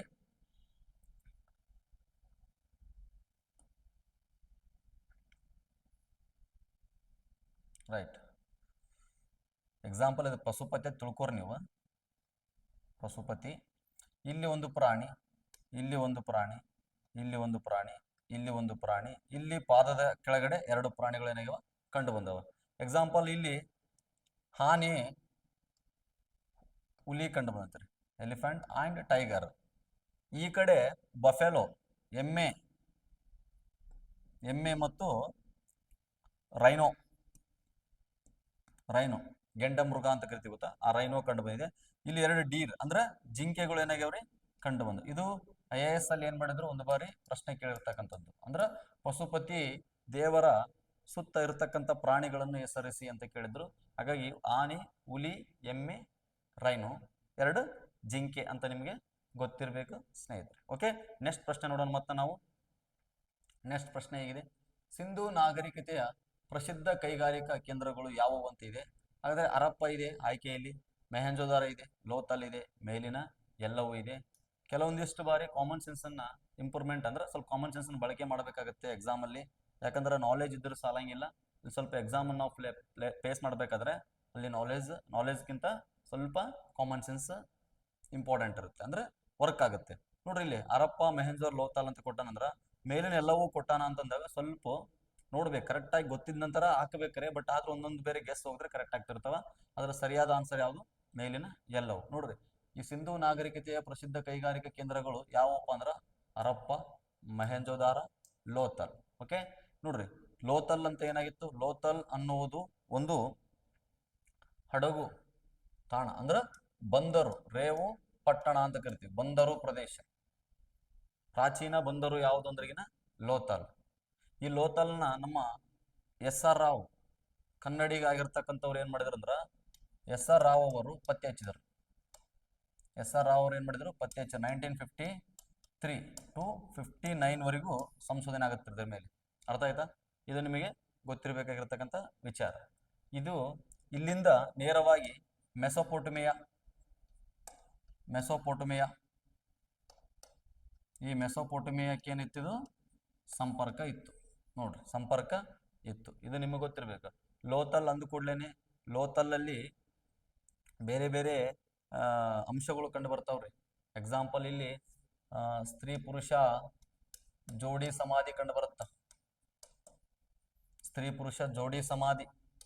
ಇದನ್ನ ಕಂಡಿರ್ತಕ್ಕಂಥ ಇತಿಹಾಸಕಾರರು ಏನ್ ಹೇಳಿದಾರಂದ್ರ ಸಿಂಧೂ ನಾಗರಿಕತೆಯಲ್ಲಿ ಸತಿ ಸಾಗಮನ ಪದ್ಧತಿ ಜಾರಿಯಲ್ಲಿ ಇತ್ತು ಅನ್ನೋದು ಅವರ ವಾದ. ಬಟ್ ಒಂದನ್ನ ನೋಡಿ ಏನ್ ಮಾಡಕ್ಕಾಗಲ್ಲ, ಇತ್ತು ಅನ್ನೋದು ಕೂಡ ನಾವು ಆಗಲ್ಲ, ಅನ್ಲಿಕ್ಕೆ ಆಗಲ್ಲ. ಹಾಗಾಗಿ ಇದು ನಿಮಗೆ ಗೊತ್ತಿರಬೇಕು. ಎಲ್ಲಿ ಲೋಥಲ್, ಇಲ್ಲೆಲ್ಲ ಮತ್ತೆ ಮೇಕಪ್ ಕಿಟ್ ಆಗಿರ್ಬೋದು, ಬ್ರೋಂಜ್ ಸ್ಕೇಲ್ ಆಗಿರ್ಬೋದು. ಬ್ರೋಂಜ್ ಸ್ಕೇಲ್ ಅಂದ್ರೆ ಒಂದು ಕಂಚಿನ ಅಳತೆ ಪಟ್ಟಿ ಆಗಿರ್ಬೋದು, ಇವೆಲ್ಲವೂ ಕೂಡ ಸಿಕ್ಕಿರ್ತಕ್ಕಂಥದ್ದು. ಓಕೆ, ನೆಕ್ಸ್ಟ್ ಇದರ ವಿಶೇಷತೆ ನಾನು ಮುಂದೆ ಹೇಳ್ತೀನಿ ಬಂದಾಗೆ. ನೆಕ್ಸ್ಟ್ ಕ್ವಶನ್ ಹೋಗೋಣ ಸ್ನೇಹಿತರೆ. ನೋಡ್ರಿ ನೆಕ್ಸ್ಟ್ ಪ್ರಶ್ನೆ ಹೇಗಿದೆ, ಕೆಳಗಿನ ಯಾವ ಹರಪ್ಪ ತಾಣಗಳು ಭಾರತದಲ್ಲಿ ಇಲ್ಲ ಅಂತಿದೆ. ಈ ತರ ಪ್ರಶ್ನೆಗಳು ಕೂಡ ನಿಮ್ಮ ಕಾಂಪಿಟೇಟಿವ್ ಎಕ್ಸಾಮ್ ಅಲ್ಲಿ ನೇರವಾದಂಥ ಪ್ರಶ್ನೆಗಳು ಒಂದೊಂದ್ಸಲ ಕಾಪಿ ಕೂಡ ಆಗ್ಬೋದು. ಹಾಗಾಗಿ ಚೆನ್ನಾಗಿ ನೋಡ್ಕೋರಿ. ಇಲ್ಲಿ ಕೊಟ್ಟಿದ್ದಾರೆ ನೋಡಿ ಸ್ನೇಹಿತರೆ, ಮೆಹಂಜೋದಾರೋ ಹರಪ್ಪ ಅಂತ ಕೊಟ್ಟಿದ್ದಾರೆ. ಮೆಹಂಜೋದಾರೋ ಹರಪ್ಪ, ಬನವಾಲಿ, ರೂಪರ್, ಲೋಥಲ್, ಇದು ಲೋಥಲ್, ರೂಪರ್, ಲೋಥಲ್, ಕಾಲಿಬಂಗನ್. ಆಲ್ರೆಡಿ ಗೊತ್ತಾಗ್ತಾ ಇದೆ ಆನ್ಸರ್ ಯಾವುದು ಅಂತಂದ್ರೆ ಫಸ್ಟ್ ಆಯ್ಕೆ ಬಂದ್ಬಿಟ್ಟು ರೈಟ್ ಆನ್ಸರ್. ಯಾಕಂದ್ರೆ ಮೆಹಂಜೋದಾರೋ ಹರಪ್ಪ ನಾನು ಹಿಂದಿನ ತರಗತಿಯಲ್ಲಿ ಕೂಡ ಹೇಳಿದೀನಿ, ನೀವು ಆ ಕ್ಲಾಸ್ ನೋಡಿದ್ರೆ ಗೊತ್ತಾಗುತ್ತೆ. ಹಿಂದಿನ ತರಗತಿಯಲ್ಲಿ ನೋಡ್ರಿ ಮೆಹಂಜೋದಾರ ಇಲ್ಲಿದೆ, ಪಾಕಿಸ್ತಾನದಲ್ಲಿದೆ. ಎರಡೂ ಪಾಕಿಸ್ತಾನದಲ್ಲಿದ್ದಾವ್ರಿ, ಎರಡು ಪಾಕಿಸ್ತಾನದಲ್ಲಿ ಇರ್ತಕ್ಕಂಥದ್ದು. ಹರಪ್ಪ ಪಂಜಾಬ್ ಪ್ರಾಂತ್ಯದಲ್ಲಿ ಕಂಡು ಬರುತ್ತೆ. ಪಂಜಾಬ್ ಪ್ರಾಂತ್ಯದಲ್ಲಿ ಮಾಂಟಿಗೋ ಮಾರಿ ಮತ್ತೆ ಮೆಹಂಜೋದಾರ ಬಂದ್ಬಿಟ್ಟು ಸಿಂಧು ಪ್ರಾಂತ್ಯದಲ್ಲಿ ಕಂಡು ಬರುತ್ತೆ. ಸ್ನೇಹಿತರೆ. ಹಾಗಾದ್ರೆ ಇದು ಲಾರ್ಕಾನ್ ಜಿಲ್ಲೆಯಲ್ಲಿ ಕಂಡು ಬರುತ್ತೆ. ಹಾಗಾಗಿ ಈ ಕ್ವಶನ್ಗೆ ಸರಿಯಾದ ಆನ್ಸರ್ ಯಾವುದು, ಎ ಬಂದ್ಬಿಟ್ಟು. ಹಾಗಾದ್ರೆ ಬನವಾಲಿ ಹರಿಯಾಣದಲ್ಲಿ ಕಂಡು ಬರುತ್ತೆ, ರೂಪರ್ ಪಂಜಾಬ್ದಲ್ಲಿ ಕಂಡು ಬರುತ್ತೆ, ಆಲ್ರೆಡಿ ಲೋಥಲ್ ಹೇಳಿದೆ ಗುಜರಾತ್ ಅಲ್ಲಿ ಕಂಡು ಬರುತ್ತೆ, ಕ್ಯಾಂಬೆ ತೀರ. ಇನ್ನು ಕಾಲಿಬಂಗನ್ ಎಲ್ಲಿ ಕಂಡು ಬರುತ್ತೆ ಅಂದ್ರೆ ರಾಜಸ್ಥಾನದ ಗಂಗಾನಗರಲ್ಲಿ ಕೂಡ ಕಂಡು ಬರುತ್ತೆ. ಓಕೆ, ನೆಕ್ಸ್ಟ್ ಮುಂದಿನ ಪ್ರಶ್ನೆಗೆ ಹೋಗೋಣ ಸ್ನೇಹಿತರೆ. ಸಿಂಧೂ ಕಣಿವೆ ಜನರು ಈ ಕೆಳಗಿನ ಯಾರೊಂದಿಗೆ ವ್ಯಾಪಾರ ಸಂಬಂಧವನ್ನು ಹೊಂದಿದ್ದರು ಅಂತಿದೆ. ಈ ತರ ಪ್ರಶ್ನೆ ಬಂದಾಗೆ ನಾವು ಎಡವಟ್ ಮಾಡ್ಕೊಳ್ಳೋದು. ಯಾಕಂದ್ರೆ ನೋಡ್ರಿ ಇಲ್ಲಿ ಈಜಿಪ್ಟ್ ಇದೆ, ಗ್ರೀಸ್ ಇದೆ, ಸುಮೇರಿ ಇದೆ, ಮೆಸೊಪೊಟಮಿಯಾ ಇದೆ. ಹಾಗಾಗಿ ಈ ಸಿಂಧೂ ನಾಗರಿಕತೆ ಜನರು ಎಲ್ಲರೊಂದಿಗೆ ಏನ್ ಮಾಡ್ತಾ ಇದ್ರು, ವ್ಯಾಪಾರ ಮಾಡ್ತಾ ಇದ್ರು. ಮೆಸೊಪೊಟಮಿಯಾದೊಂದಿಗೂ ಕೂಡ ವ್ಯಾಪಾರ ಮಾಡ್ತಾ ಇದ್ರು, ಸುಮೇರಿಯಾ, ಗ್ರೀಸ್, ಈಜಿಪ್ಟ್. ಹಾಗಾಗಿ ಬಟ್ ನಿಮಗೆ ಇಲ್ಲಿ ಆಯ್ಕೆಗಳಲ್ಲಿ ಆನ್ಸರ್ನ ಹುಡುಕುವಂತ ಕಲೆ ಇರಬೇಕು. ಯಾಕಂದ್ರೆ ಇದರಲ್ಲೇ ಹೆಚ್ಚಾಗಿ ಈ 4 ಆಯ್ಕೆಗಳಲ್ಲಿ ನಾವು ಹೆಚ್ಚು ಯಾರೊಂದಿಗೆ ವ್ಯಾಪಾರ ಮಾಡ್ತಾ ಇದ್ರ ಅಂದ್ರ ಮೆಸೊಪೊಟಮಿಯಾದೊಂದಿಗೆ ವ್ಯಾಪಾರ ಮಾಡ್ತಾ ಇದ್ರು. ನೋಡ್ರಿ ಎಕ್ಸಾಂಪಲ್ ಇದೇ ಲೋಥಲ್ ಅಲ್ಲಿ ನೋಡ್ರಿ, ಲೋಥಲ್ ಮೆಹಂಜೋದಾರ.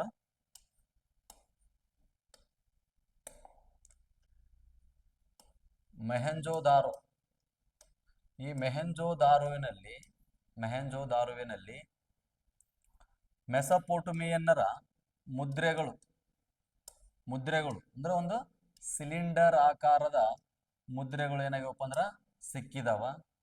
ಅದೇ ನಮ್ಮ ಸಿಂಧೂ ನಾಗರಿಕತೆಯ ಮುದ್ರೆಗಳು ಈ ಮೆಸೊಪೊಟೇಮಿಯಾದಲ್ಲಿ ಏನಾಗಿದ್ರಿ ಸಿಕ್ಕಿದಾವ. ಹಾಗಾಗಿ ಹೆಚ್ಚಿನ ವ್ಯಾಪಾರ ವಹಿವಾಟನ್ನು ಯಾರೊಂದಿಗೆ ಸಾಗಿಸ್ತಾ ಇದ್ರಪ್ಪ ಅಂತಂದ್ರೆ ಮೆಸೊಪೊಟೇಮಿಯಾದೊಂದಿಗೆ ಸಾಗಿಸ್ತಾ ಇದ್ರು. ಓಕೆ, ಸೆಂಟ್ರಲ್ ಏಷ್ಯಾದಲ್ಲಿ ಬರ್ತಕ್ಕಂಥ ಈ ಸಿವಿಲೈಸೇಷನ್ ಒಂದಿಗೆ ಏನ್ ಮಾಡ್ತಾ ಇದ್ರು, ನಮ್ಮ ಸಿಂಧೂ ನಾಗರಿಕತೆ ಜನರು ವಿಶೇಷವಾಗಿರ್ತಕ್ಕಂಥ ಸಂಪರ್ಕವನ್ನು ಹೊಂದಿದ್ರು ಅನ್ನೋದು ಯಾವುದೇ ಸಂದೇಹ ಇಲ್ಲ. ಯಾಕಂದ್ರೆ ಅದಕ್ಕೆ ಮುದ್ರೆಗಳೇ ಸಾಕ್ಷಿ. ಯಾಕಂದ್ರೆ ಸಿಲಿಂಡರ್ ಆಕಾರದ ಅಥವಾ ಸ್ತೂಪಾಕಾರದ ಮುದ್ರೆಗಳು ಇಲ್ಲಿ ಸಿಕ್ಕಿದಾವ ಮೆಹೆಂಜೋದಾರೋದಲ್ಲಿ. ಇನ್ನು ನಮ್ಮ ಸರ್ಪಲಿಪಿ ಅಂದ್ರ ಸರ್ಪಾಕಾರದ ಸ್ಕ್ರಿಪ್ಟ್ ಅನ್ನು ಹೊಂದಿರತಕ್ಕಂಥ ಮುದ್ರೆಗಳು, ಸೀಲ್ಸ್ಗಳು ಅಲ್ಲಿ ಮೆಸೊಪೊಟೇಮಿಯಾದ ಕೆಲವೊಂದಿಷ್ಟು ನಗರಗಳಾಗಿರ್ತಕ್ಕಂಥ ಬಹ್ರೇನ್, ನಿಪ್ಪೂರ್, ಆಸ್ಮಾರ್ಗಳಲ್ಲಿ ಸಿಕ್ಕಿದವ್ರಿ. ಹಾಗಾಗಿ ಇದು ನಿಮಗೆ ಗೊತ್ತಿರಬೇಕಾಗಿರ್ತಕ್ಕಂಥದ್ದು ಹೆಚ್ಚಿನ ವ್ಯಾಪಾರ ವಹಿವಾಟು. ಓಕೆ, ಇನ್ನು ಸ್ಥಳೀಯವಾಗಿ ಕೂಡ ವ್ಯಾಪಾರನ ಮಾಡ್ತಾ ಇದ್ರು. ರಾಜಸ್ಥಾನದಿಂದ ತಾಮ್ರ ರವಾನೆ ಆಗ್ತಾ ಇತ್ತು. ಈ ಕೋಲಾರ ಅಥವಾ ಹಟ್ಟಿ ಚಿನ್ನದಗಳಿಂದ ಈ ಗೋಲ್ಡ್ ಹೋಗ್ತಾ ಇತ್ತು. ಓಕೆ, ಹಾಗಾದ್ರೆ ಇದಕ್ಕೆ ಸರಿಯಾದಂತ ಆನ್ಸರ್ ಗೊತ್ತಾಯ್ತು ಅಂತ ನಾನು ಅನ್ಕೋತೇನೆ. ಸರಿಯಾದ ಆನ್ಸರ್ ಮೆಸೊಪೊಟೇಮಿಯಾ. ಈ ತರ ಪ್ರಶ್ನೆ ಬಂದಾಗ ಕೇರ್ಫುಲಿ. ಓಕೆ, ನೆಕ್ಸ್ಟ್ ಮುಂದಿನ ಪ್ರಶ್ನೆ. ಹರಪ್ಪ ಸಂಸ್ಕೃತಿಯ ವೈಭವವು ಮುಖ್ಯವಾಗಿ ವಾಸ್ತುಶಿಲ್ಪದ ಮೇಲೆ ಇದೇನಾ, ಅಥವಾ ಪಟ್ಟಣ ಯೋಜನೆ ಮೇಲೆ ರೂಪುಗೊಂಡಿದೆನಾ, ಅಥವಾ ಕರಕುಶಲತೆ ಮೇಲೆ ಇದೆನಾ, ಅಥವಾ ಆಡಳಿತ ವ್ಯವಸ್ಥೆ ಮೇಲೆ ಇದೆನಾ ಅಂತ ಕೇಳಿದ್ರೆ, ಹರಪ್ಪ ಸಂಸ್ಕೃತಿಯ ವೈಭವವು ಯಾವುದರದ ಮೇಲೆ ಐತಪ್ಪ ಅಂದ್ರ ಪಟ್ಟಣ ಯೋಜನೆ ಮೇಲೆ ಇದೆ ಸ್ನೇಹಿತರೆ. ಇದಕ್ಕೆ ಸರಿಯಾದಂತ ಆನ್ಸರ್ ಎರಡನೇದು, ಪಟ್ಟಣ ಯೋಜನೆ, ಟೌನ್ ಪ್ಲಾನಿಂಗ್ ಅಂತ ಕರಿತೀವಿ. ನಿಮಗೆ ಗೊತ್ತಿರಬೇಕು, ಸಿಂಧೂ ನಾಗರಿಕತೆ ಅಂದಾಗ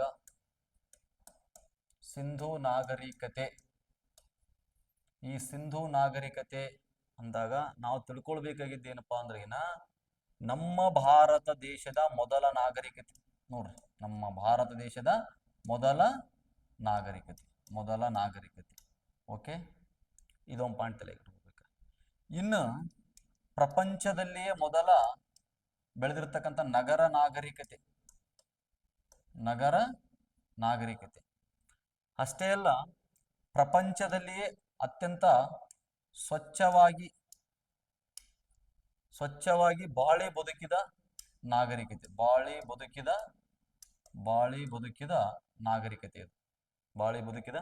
ನಾಗರಿಕತೆ. ಇಲ್ಲಿ ನಾವು ಅರ್ಬನ್ ಲೈಫ್ ನ ಕಾಣ್ತೀವ್ರಿ. ಅರ್ಬನ್ ಲೈಫ್ ಅಂದ್ರೆ ಒಂದು ನಗರ ಜೀವನ ಅನ್ನೋದು ಕಂಡು ಬರುತ್ತೆ ಸ್ನೇಹಿತರೆ. ಇವತ್ತು ನಾವು ಯಾವ ರೀತಿ ಬದುಕ್ತಾ ಇದೀವಲ್ಲ, ಸಿಟಿಗಳಲ್ಲಿ ಕಟ್ಟಡಗಳನ್ನ ನಿರ್ಮಾಣ ಮಾಡಿಕೊಂಡು 1 BHK, 2 BHK, 3 BHK, 1 BHK, 2 BHK, 1 living room, 2 living room, ಈ ರೀತಿ ಯಾವ ರೀತಿ ನಾವು ಮನೆಗಳನ್ನು ಮಾಡಿಕೊಂಡು ನೋಡ್ರಿ, 1 ಬೆಡ್ರೂಮ್, 1 ಕಿಚನ್, 1 ಹಾಲ್, ಈ ರೀತಿನೇ ಆಲ್ರೆಡಿ ನಮ್ಮ ಸಿಂಧು ಜನರು ಬಾಳಿ ಬದುಕಿರ್ತಕ್ಕಂಥ ಕಾಲರ್ ಇದು. ರೈಟ್, ನಾವು ಈಗ ಹೊಸದಾಗೆಲ್ಲ ಇದು ಆಲ್ರೆಡಿ ಓಲ್ಡ್ ಆಗಿದೆ. ಹಾಗಾಗಿ ಇಷ್ಟು ಗೊತ್ತಿರಬೇಕು. ಇದು ಪ್ರಪಂಚದ ಮೊದಲ ನಗರ ನಾಗರಿಕತೆ, ಭಾರತ ದೇಶದ ಮೊದಲ ನಾಗರಿಕತೆ, ಇನ್ನು ಸ್ವಚ್ಛವಾಗಿ ಬಾಳಿ ಬದುಕಿದ ನಾಗರಿಕತೆ ಮತ್ತು ಅರ್ಬನ್ ಲೈಫ್. ಹಾಗಾಗಿ ಇಲ್ಲಿ ನಿಮಗೆ ಗೊತ್ತಿರಬೇಕು, ಸಿಂಧೂ ನಾಗರಿಕತೆ ಅಂದ್ರೇನೆ ವಿಶೇಷವಾಗಿ ನಾವು ಓದ್ಬೇಕಾಗಿರ್ತಕ್ಕಂಥದ್ದು ಪಟ್ಟಣ ಯೋಜನೆ, ನಗರ ಪ್ಲಾನಿಂಗ್ ಅಥವಾ ನಗರ ಯೋಜನೆ, ಟೌನ್ ಪ್ಲಾನಿಂಗ್. ಓಕೆ, ಇದಕ್ಕೆ ಆನ್ಸರ್ ಪಟ್ಟಣ ಯೋಜನೆ ಸ್ನೇಹಿತರೆ. ನೆಕ್ಸ್ಟ್ ಕ್ವಶನ್ ನೋಡೋಣ. ಸಿಂಧೂ ನಾಗರಿಕತೆಯ ನಗರ ಯೋಜನೆಯ ಅತ್ಯಂತ ಮುಖ್ಯ ಲಕ್ಷಣ. ನೋಡ್ರಿ, ಮುಖ್ಯ ಲಕ್ಷಣ ಈ ರೀತಿ ಪ್ರಶ್ನೆ ಕೇಳಿದಾಗ ನಮಗೆ ಗೊತ್ತೇ ಇದೆ, ರಸ್ತೆ ವ್ಯವಸ್ಥೆ ಕೂಡ ಇದೆ, ಸ್ಟ್ರೀಟ್ ಇದಾವ, ಮತ್ತೆ ಒಳಚರಂಡಿ ವ್ಯವಸ್ಥೆ ಇದೆ. ಓಕೆ, ನೆಕ್ಸ್ಟ್ ದೀಪದ ವ್ಯವಸ್ಥೆ ಇದೆ, ಸ್ಟ್ರೀಟ್ ಲ್ಯಾಂಪ್ ಅಂತ ಕರಿತೀವಿ ನಾವು. ಇನ್ನು ಸಾರ್ವಜನಿಕ ಕಟ್ಟಡಗಳು ಕೂಡ ಇದಾವ. ಹಾಗಾದ್ರೆ ಎಲ್ಲವೂ ಇದಾವ, ಬಟ್ ಅವ್ರು ಏನ್ ಕೇಳಿದಾರೆ, ಅತ್ಯಂತ ಮುಖ್ಯ ಲಕ್ಷಣ ಯಾವುದು ಅಂತ ಕೇಳಿದಾಗ ನಾವು ಇದಕ್ಕೆ ಸರಿಯಾದಂತ ಆನ್ಸರ್ ಯಾವ್ದು ಮಾಡ್ಬೇಕಂದ್ರೆ ಒಳಚರಂಡಿ ವ್ಯವಸ್ಥೆ. ನೋಡ್ರಿ, ಪ್ರಪಂಚದಲ್ಲಿಯೇ ಒಳಚರಂಡಿ ವ್ಯವಸ್ಥೆಯನ್ನು ಹೊಂದಿರತಕ್ಕಂಥ ಏಕೈಕ ನಗರ ಅಂದ್ರೇನೆ ಅದು ಇಂಡಸ್ ವ್ಯಾಲಿ ಸಿವಿಲೈಸೇಷನ್, ಸಿಂಧೂ ನಾಗರಿಕತೆ. ನೋಡ್ರಿ, ತಪ್ಪಾಗಲ್ಲ, ಈ ಮಾತ್ರ ತಪ್ಪಾಗಲ್ಲ. ಯಾಕಂದ್ರೆ ಪ್ರಪಂಚದಲ್ಲಿಯೇ ಒಂದು ಅಂಡರ್ ಡ್ರೈನೇಜ್ ಸಿಸ್ಟಮ್ನ ಒಳಗೊಂಡಿದ್ರು ಇವರು. ಯಾರು? ಸಿಂಧೂ ನಾಗರಿಕ ಜನರು. ನೋಡ್ರಿ, ಅಂಡರ್ ಡ್ರೈನೇಜ್ ಸಿಸ್ಟಮ್. ನೋಡ್ರಿ, ನಿಮಗೆ ಗೊತ್ತಿರ್ಬೇಕು ನಗರಗಳು ಎಷ್ಟು ನೀಟಾಗಿ ನಿರ್ಮಾಣ ಮಾಡ್ಕೊಂಡಿದ್ರಂದ್ರ ನೋಡ್ರಿ ಈ ರೀತಿ ನಗರಗಳಿದ್ದು ಮತ್ತೆ ಆ ನಗರಗಳನ್ನು ಒಂದು ಏನ್ ನಗರ ಇತ್ತಲ್ಲ ಅದು 4 ಭಾಗವಾಗ್ತಾ ಇತ್ತು 4 ಭಾಗವಾಗ್ತಾ ಇತ್ತು ಮತ್ತೆ ಅದಕ್ಕ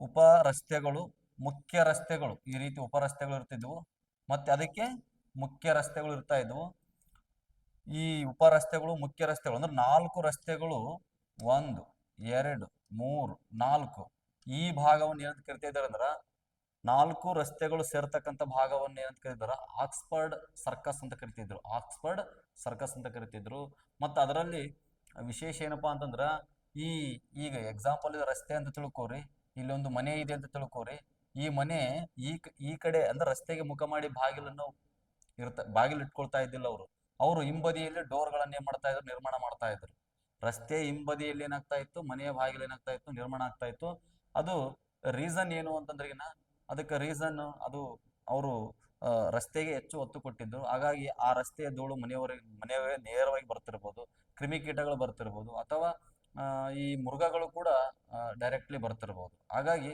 ಮತ್ತೆ ಅವ್ರ ಪ್ರವೇಶಿಗೋಸ್ಕರ ಅಂದ್ರೆ ತಮ್ಮ ಒಂದು ಪ್ರಾವೇಶಿಗೋಸ್ಕರ ಏನ್ ಮಾಡಿದ್ರು ಹಿಂದೆ ಡೋರ್ನ ಇಟ್ಕೊಂಡಿದ್ರು ಅನ್ನೋದು ತಿಳಿದು ಬರುತ್ತೆ ಮತ್ತೆ ಸೌಂಡ್ ಪೊಲ್ಯೂಷನ್ ಶಬ್ದದ ಕಡಿಮೆ ಮಾಡ್ಲಿಕ್ಕೆ ಅಂದ್ರೆ ಶಬ್ದ ಜಾಸ್ತಿ ಮನೆಗೆ ನೇರವಾಗಿ ರಸ್ತೆಗೆ ಇಟ್ಟರೆ ಶಬ್ದ ಜಾಸ್ತಿ ಆಗುತ್ತೆ ಹಾಗಾಗಿ ಈ ಕಾರಣದಿಂದ ಏನಪ್ಪಾ ಅಂದ್ರೆಗಿನ ಇವರು ಮನೆಯ ಬಾಗಿಲುಗಳನ್ನು ರಸ್ತೆಯ ಹಿಂಬದಿಯಲ್ಲಿ ನಿರ್ಮಾಣ ಮಾಡಿದ್ರು ಅನ್ನೋದು ವಿಶೇಷತೆ ಹಾಗಾದ್ರೆ ರಸ್ತೆಗೆ ಮುಖ ಮಾಡಿರ್ತಕ್ಕಂಥ ಒಂದು ನಗರ ಇರತಕ್ಕಂಥದ್ದು ಏಕೈಕ ನಗರ ಯಾವ್ದಂದ್ರೆಗಿನ ಲೋಥಾಲ್ ಅನ್ನುವಂಥ ನಗರ ಏನಿದೆಯಲ್ಲ ಇದು ರಸ್ತೆಗೆ ಮುಖ ಮಾಡಿ ಇರತಕ್ಕಂಥ ಬಾಗಿಲುಗಳು ಕಂಡು ಬರ್ತವೆ ಸ್ನೇಹಿತರೆ ಇದು ನಿಮಗೆ ಗೊತ್ತಿರಬೇಕು ನೋಡ್ರಿ ಅಲ್ಲಿ ಆಲ್ಮೋಸ್ಟ್ ರಸ್ತೆ ಮಡಿಕೆ ಚೂರುಗಳಿಂದ ಅಗಲವಾದ ನೇರವಾದ ರಸ್ತೆಗಳನ್ನ ಏನ್ ಮಾಡ್ತಾ ಇದ್ರು ನಿರ್ಮಾಣ ಮಾಡ್ತಾ ಇದ್ರು ಒಂದು ರಸ್ತೆ ನೋಡ್ರಿ ಈ ರಸ್ತೆ ಮತ್ತೊಂದು ಉಪ ರಸ್ತೆಗೆ ಏನಾಗ್ತಾ ಇತ್ತು ಅಂದ್ರ ಲಿಂಕ್ ಆಗ್ತಾ ಇತ್ತು ಅಂದ್ರ 90 ಡಿಗ್ರಿ ಸೇಫಲ್ಲಿ ಏನಾಗ್ತಾ ಇತ್ತು ಕೂಡ್ತಾ ಇತ್ತು 90 ಡಿಗ್ರಿ ಶೇಪಲ್ಲಿ ಏನಾಗ್ತಾ ಇತ್ತು ಕೂಡ್ತಾ ಇತ್ತು ಮತ್ತೆ ರಸ್ತೆ ಪಕ್ಕದಲ್ಲಿ ಏನಪ್ಪಾ ಅಂದ್ರೆ ಒಳಚರಂಡಿ ವ್ಯವಸ್ಥೆ ಇತ್ತು ಬಟ್